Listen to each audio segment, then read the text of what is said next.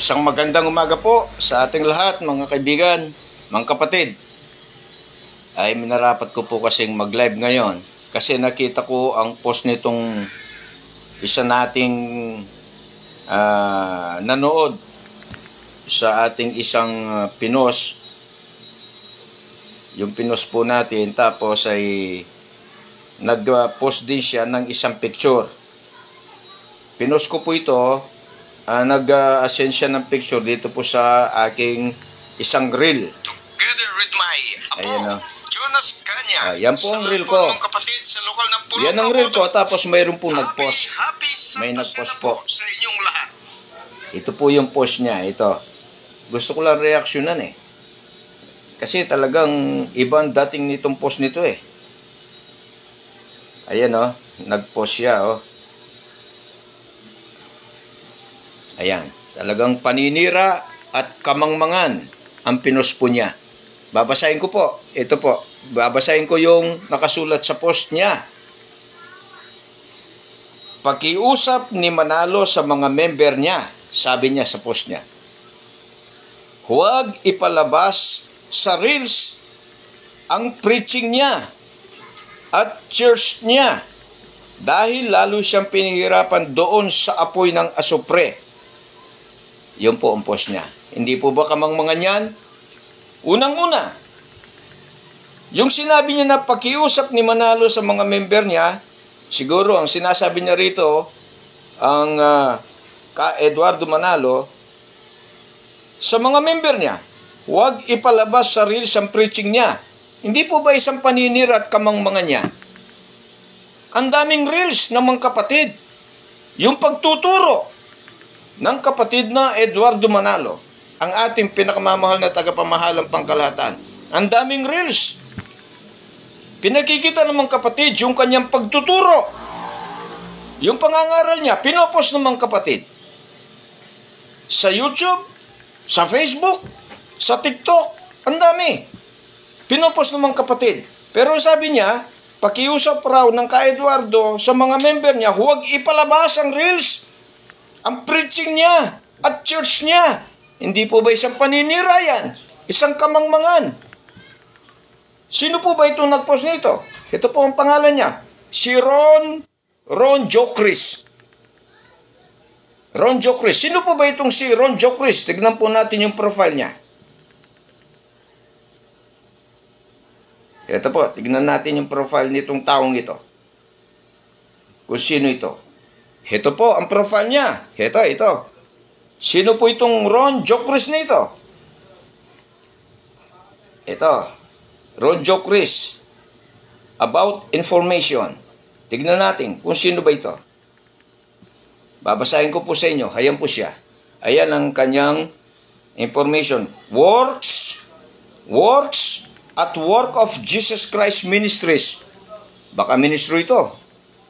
Baka ministro nito. Itong reliyong ito. Ito. Yung nag-post.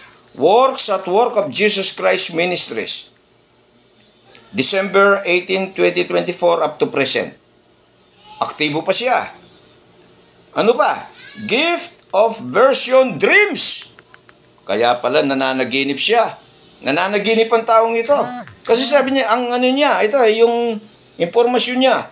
Gift of Version Dreams at Audible Voice at I work for God and Jesus Christ. Mapanaginipin. Nananaginip ang taong ito. Ayan. Kasi sabi niya, binabawalan daw yung mga kaanib, yung mga kapatid. Na ipakita yung pangangaral ng kapatid na Eduardo V. Manalo. Sabi niya, paninira yun. Ang daming post. Ang daming mga video.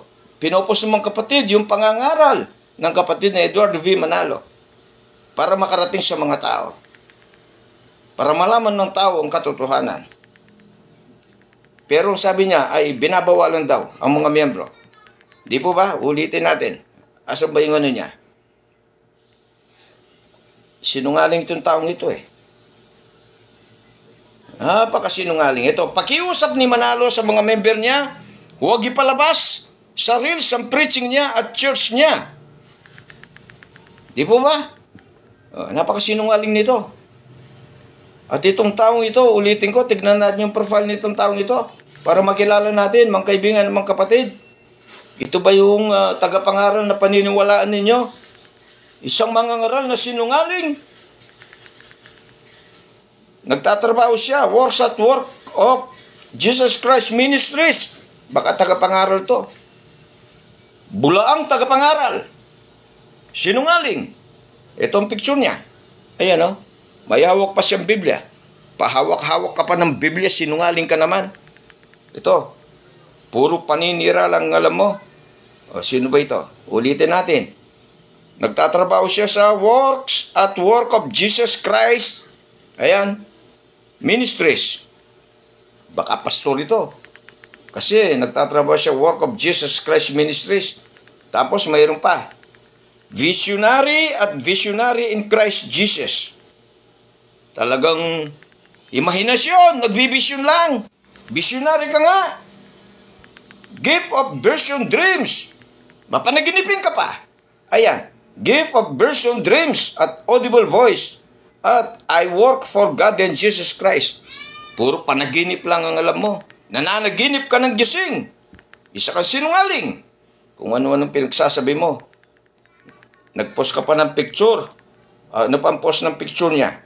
Ano pa? Ito pa. Talagang ito, may tamang utak nitong taong ito eh. Ito, pakiusap ni Manalo sa mga member niya, huwag ipalabas sa reels ang preaching niya at church niya. Ang daming mga post ng mga kapatid, mga magandang kapilya, ang tungkol sa iglesia. Paano hindi sinungaling ang tao ito? Paniniwalaan po ba ninyo mga kaibigan, mga kapatid? Ang ganitong pastor, nakasinungalingan lang sinasabi. Sabi niya, pakiusap ni Manalo sa mga member niya, huwag ipalabas sa reels ang preaching niya at church niya dahil lalo siyang pinahirapan doon sa apoy ng asupre. Meron na ba noon? Apoy ng asupre, kailan ba yan? Sa araw ng paghuhukom pa yan. Di ba? Sa araw pa ng paghuhukom yan, diyan ka mapupunta. Ikaw ang mapupunta dyan. Doon sa apoy ng asupre, dahil ikaw ay isang sinungaling. Kanino po ba anak ang sinungaling? Sa dyablo. Saan mapupunta ang dyablo? Sa araw ng paghukom? Doon. Sa apoy at asupre. Kasama ng taong ito. Ito.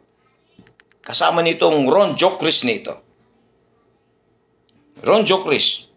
Isa kang malaking sinungaling. Kamagmangan ang pinagsasabi mo, puro kasiraan lang. Kung ikaw ay isang pastor o tagapangaral, mangaral ka, pangaral mo, aral ng Diyos. Huwag paninira. Kung gusto mo sirain ang Iglesia ni Cristo, yung aaralan tibagin mo. Palibasa, wala siyang magitang maling aral na itinuturo sa loob ng Iglesia ni Cristo. Paninira na lang ang alam niya. Paninira lang. Bagay, hindi tayo magtataka. Kasi ito, nagtatrabaho siya doon sa gift of vision dreams. Kaya nananaginip ito, mapanaginipin eh.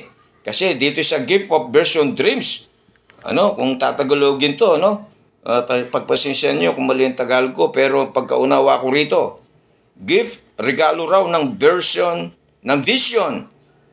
Vision kasi ang niya eh. Hindi vision yan, vision. Gift of vision dreams. Kaya mapanaginipin eh, nananaginip ka lang sa pinagsasabi mo. Kung ikaw ay pastor, mangaral ka. Kung mayroon kang ayaw sa iglesia, huwag kang manira. Tignan mo yung aral, yung sinusunod na aral sa loob ng Iglesia ni Cristo. Kung mayroong mali, yun ang tutulan mo. Kung ano yung kasinungaling pinagsasabi mo. Visionary at visionary talaga. Puro imahinasyon mo lang yung pinagsasabi mong yan. Ron Jokris, aral ng Iglesia ni Cristo na nakasulat sa Biblia, tibagin mo. Huwag yung paninira. Pahawak-hawak ka pa ng Biblia, Hindi mo naman naintindihan. Puro kayo paninira. Ang pangit pa ng picture niya, Ikaw ang mapupunta dyan, Ron Jokris. Di ba alam yun? Kasi puro kasinungalingan na sinasabi mo. Ang mga sinungaling, anak ng dyablo. Ang dyablo, yan ang tirahan niya pagdating ng araw ng paghukom. Diyan itatapong kasama mo. Diyan sa apoy at asupre. Ano itong taong ito, no? Baka pastor ito eh.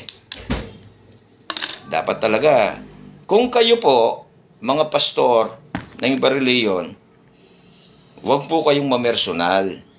Kung mayroon po kayong tutol sa mga aral na aming sinusunod sa loob ng Iglesia ni Cristo, yun ang tutulan nyo. Huwag kayong manira. Kung mayroon kayong gustong ipakita, may konkretong ebidensya. Konkretong ebidensya ang kailangang ipakita ninyo.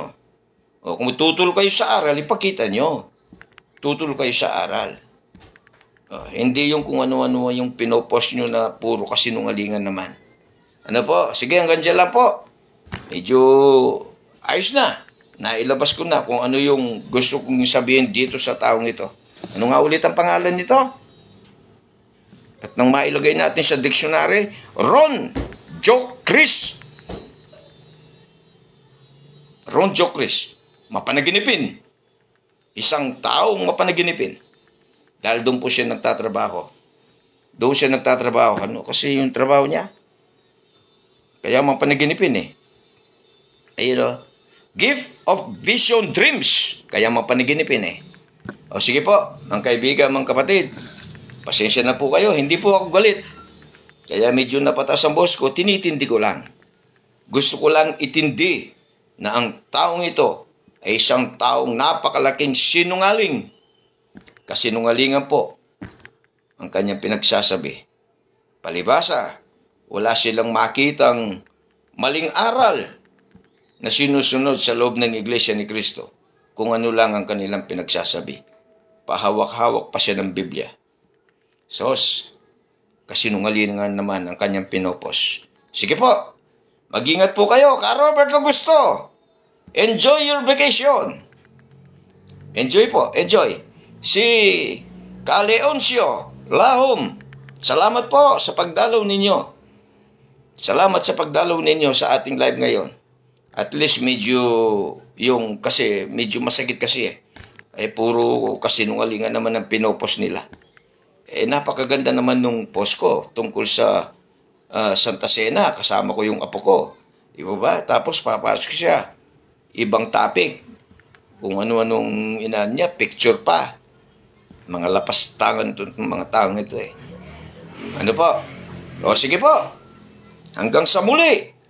Isang magandang umaga po sa ating lahat. Mag-ingat po tayo. Ingat-ingat lang po tayo, lalo na yung mga nasa bakasyon. Ingat po kayo dyan. Maraming salamat po.